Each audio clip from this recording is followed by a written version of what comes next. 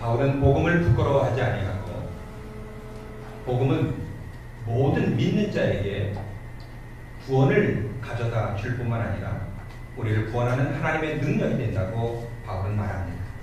동시에 이 복음을 통해서 복음에는 하나님의 의가 나타남으로 우리 모든 믿는 성도들이 믿음에서 믿음으로 이르게 하고 우리 의인된 하나님의 백성들은 오직 믿음으로 살게 된다는 이 어마어마한 진리의 말씀을 모든 성도들에게 선언하고 선포하고 있습니다. 이제 지금까지 바울은 내가 이 로마서를 통해서 무엇을 알게 하고 깨닫게 하기를 원하는지 그 중요한 주제를 설명하고 이제 복음에 대한 내용을 오늘 18절부터 설명하고 있습니다. 드디어 복음이 우리에게 왜 필요한가를 설명하고 있습니다. 그런데 우리가 생각했던 것과는 전혀 다른 말씀을 가지고 그 서두를 시작합니다. 그것이 무엇입니까? 오늘 본문 18절 보면 하나님의 진노가 불의로 진리를 막는 사람들의 모든 경건하지 않음과 불의에 대하여 하늘로부터 나타난다 이렇게 말합니다. 하나님의 진노가 경건하지 않은 사람과 불의한 사람에게 나타난다. 하늘로부터 나타난다는 사실입니다. 이 말씀을 듣는 모든 성도들은 의아해 하지 않을 수 없습니다. 왜요? 하나님은 사랑의 하나님. 우리는 하나님을 고백할 때마다 은혜의 하나님, 궁율의 하나님으로 우리는 고백을 합니다. 그런 은혜의 하나님, 사랑의 하나님을 지금 바울이 설명하기 전에 하나님의 진노를 먼저 말하고 있기 때문에 그런 것이죠. 그러나 우리가 하나님의 은혜, 하나님의 사랑, 하나님의 용서를 정확하게 알기 위해서는 하나님의 진노 가운데 있는 우리가 얼마나 지금 심각한 상태에 있는지를 먼저 깨닫는 것이 우선되어져야 합니다. 마치 어린아이가 사고를 치고 잘못을 저질렀을 때에 부모가 무조건 용서해 주지를 않습니다. 말귀를 못 알아듣는다 할지라도 그 아이에게 내가 이것을 잘못했어. 너가 이렇게 했기 때문에 이렇게 문제가 생겼고 너가 이렇게 고통을 당하잖아. 설명해주고 그리고 거기에 대한 벌을 주고 아니면 그 자기가 원하는 것을 못하게 함으로써 아 내가 이렇게 하면 안 되겠구나 라는 것을 깨닫게 하고 드디어 이제 부모로서 사랑을 아이에게 보여주는 것이 부모의 훈육 모습인 것처럼 하나님께서 우리를 무조건적으로 용서해 주시는 게 아니라 우리가 지금 어떠한 상태에 있는지 하나님의 진노 가운데 있다는 그 실존의 모습을 우리에게 가르쳐 주고 있습니다. 그렇습니다. 오늘 저와 여러분이 이 본문을 통해서 주의 음성을 들어야 되는데 오늘 하나님께서 우리에게 주시는 메시지는 18절 이 한 절 말씀에 우리가 다 들어있다고 해도 틀리지 않습니다.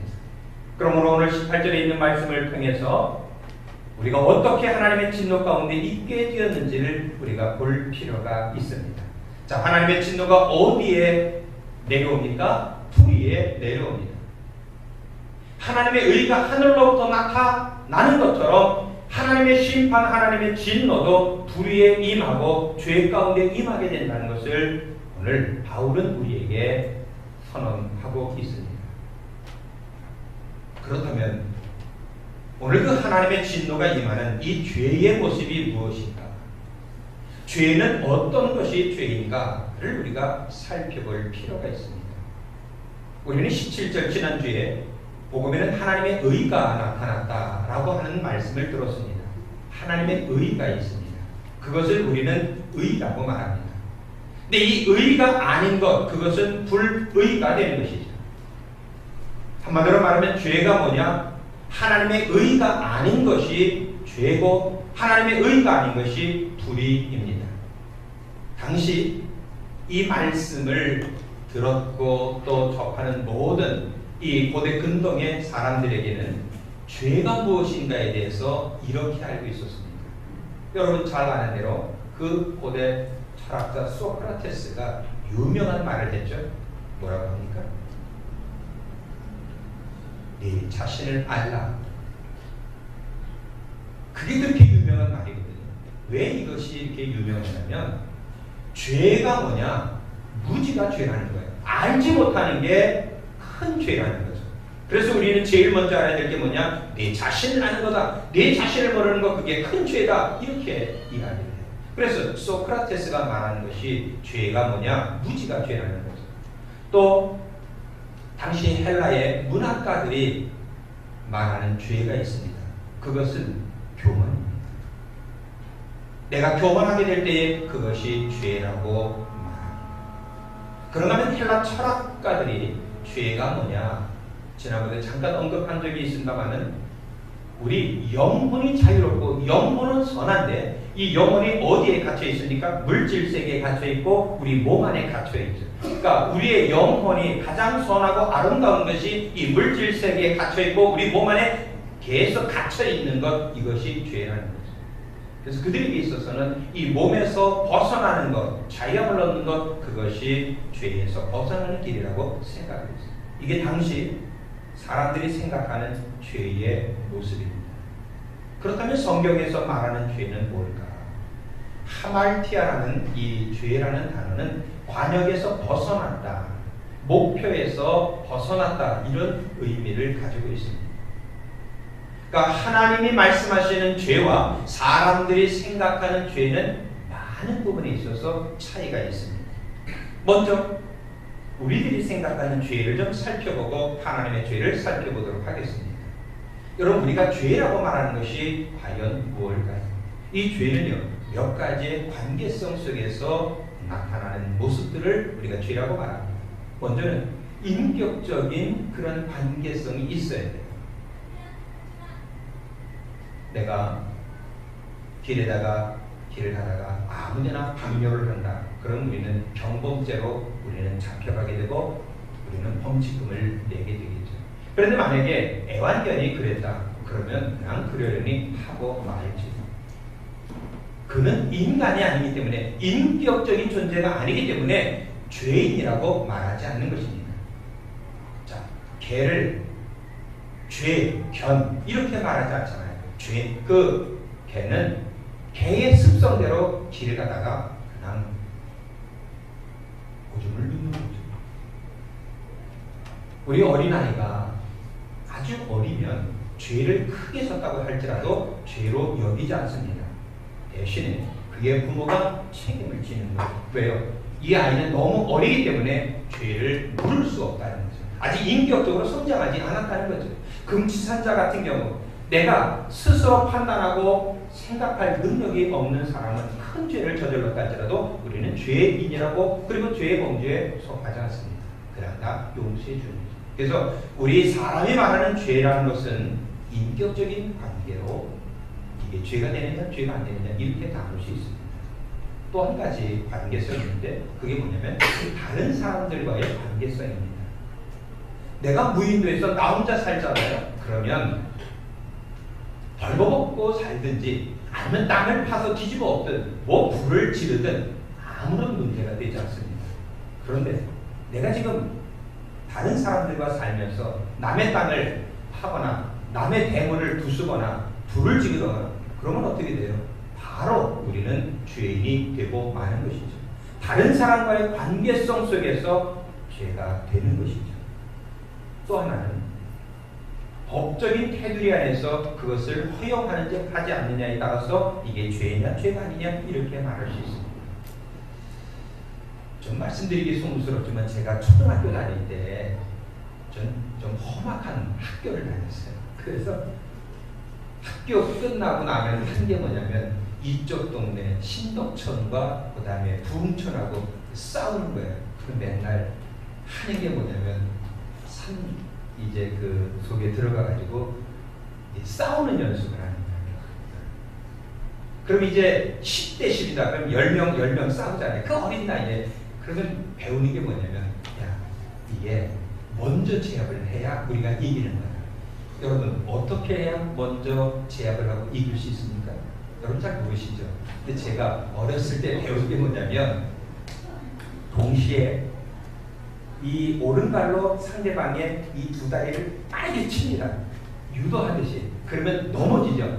넘어지는 순간에 이 스테이트를 날리는 거예요. 그리고 올라가서는 이제 코피만 터뜨리면 그러면 그 싸움은 이긴 거예요. 그러니까 저희가 어렸을 때 한 게 뭐냐, 어떻게 해서 코피를 흘리게 하는지, 그러면 싸움에 이기는 거예요. 근데 제가 어렸을 때 그거 배웠다고 해서 지금 옆에 있는 사람 보고 신경질 난다고 해서 주먹을 한 대 친다고 생각해 보세요. 저는 그냥 바로 폭력 범죄로 제가 이제 걸려 들어가겠죠.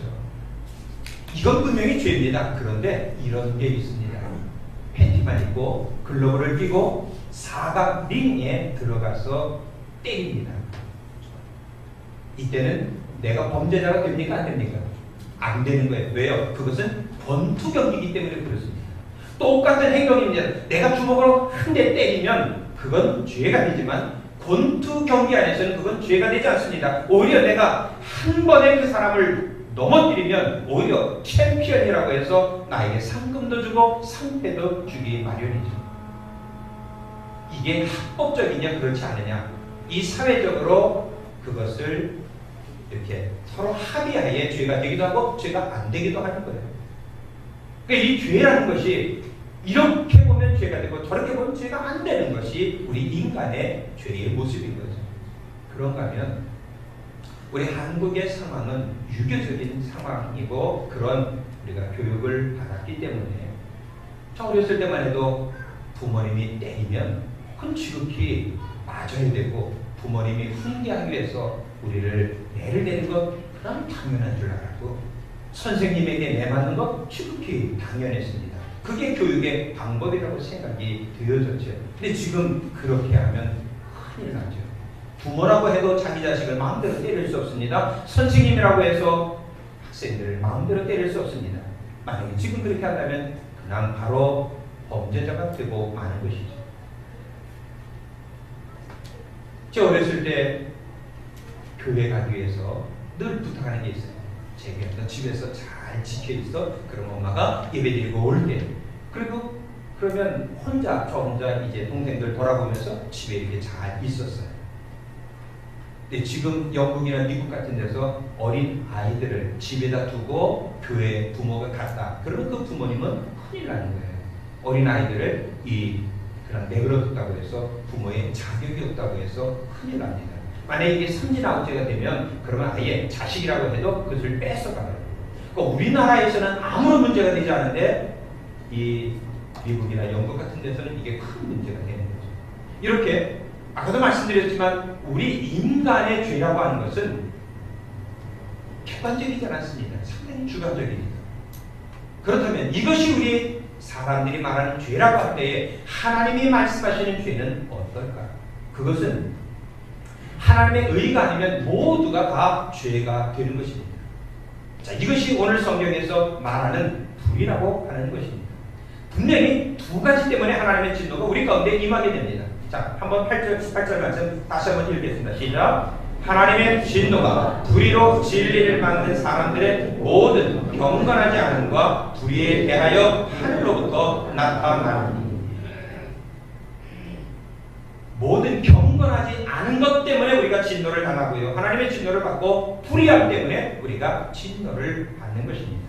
그러면 우리 인간의 죄와 다르게 하나님이 말씀하시는 이 죄 때문에 불의 때문에 우리가 하나님의 진노를 받게 되는데 우리는 생각하기를 불의, 죄라는 것은 내가 생각할 때에 나타나는 것을 우리는 불의 혹은 죄라고 말합니다. 그러니까 우리 성도님들이 나는 참 괜찮아. 나는 정직하게 살고 나는 거짓말 한 번도 안 하고 나는 매일 1시간씩 기도하고 하루에 3장씩 성경 보고 주일 성수하고 11조 생활하고 그러니까 나는 꽤 괜찮은 사람이지 라고 생각하면서 그보다 못한 사람들을 보면 그러면 되겠어?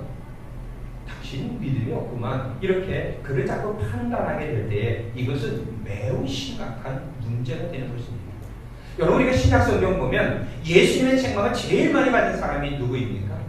바리새인들, 서기관들 이런 사람들이죠. 바리새인 그들은